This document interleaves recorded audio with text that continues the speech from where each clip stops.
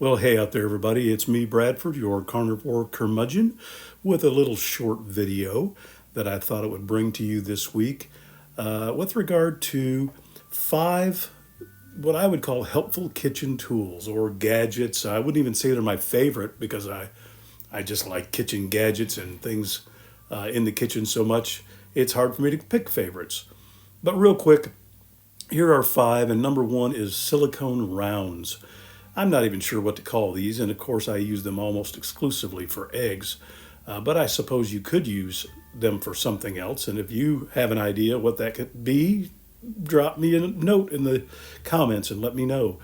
But I like them because they're pliable, they have some give, they're not rigid like steel. If you put the lid on, it'll just squish them down so the lid will still seat properly. And as I said, I most of the time use these just for eggs. And there's just something about having that real nice uniform round egg that is appealing to me. And so I do these quite often.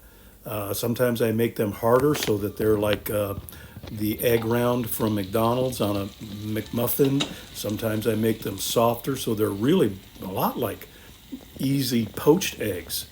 But they come out round and you just trim off the edges and they look nice, they taste delicious, and they're easy to clean up too. I've even found cooking eggs like this make them easy to take to work and then warm up gently in a microwave once I get there. Much easier than if I was to just fry an egg in a pan or something like that. So these egg rounds, very inexpensive. I really like to use them. They make a nice presentation too. Next up is the number 2 Oxo Scraper thingy, and that I'm certain is the official name of it. It's primarily used for scraping. It's even got a little ruler measuring in inches stick at the bottom of it, and I'm not sure what that's for, unless it's for those guys that say they're cutting things up into 1-inch cubes and then they cut them up into 3 or 4-inch cubes. This I find very handy for when I make ground beef and I need to chop it up fine. It works much better than a spatula or a wooden spoon or a wooden scraper. And as sort of a side note, I've recently found out that I can feed my dog less expensively with marked down meats from the grocery store, and it makes him happy to supervise and watch me cut that stuff up for him that will last several days, and then of course I can use my handy dandy scraper to pick all that food up and put it in the storage container where I'll feed him for several days on just a package of marked down chicken thighs that comes out to about 89 cents a pound. I mean, you can't compare to store-bought dog food and quality. Next up is sort of an honorable mention of the Instant Pot, and I'm not going to focus on the Instant Pot because you all know what an Instant Pot is and what an Instant Pot does. You can slow cook, you can pressure cook, you can do all kinds of things. So it deserves to be mentioned here because I do use it a lot. But in this particular video, notice I don't even plug it in. Ooh, what voodoo will I do? No, it's because I want to focus on this number 4, the sous vide stick, that I do use quite often for both cooking, and it's one of my favorite ways to reheat something gently. A lot of times I'll do some meal prep and I'll cook several steaks, but as you may know, cooking them in the microwave to warm them up or in a pan can cause them to really become dried out. That's where this sous vide stick can really come in handy because you can control the temperature.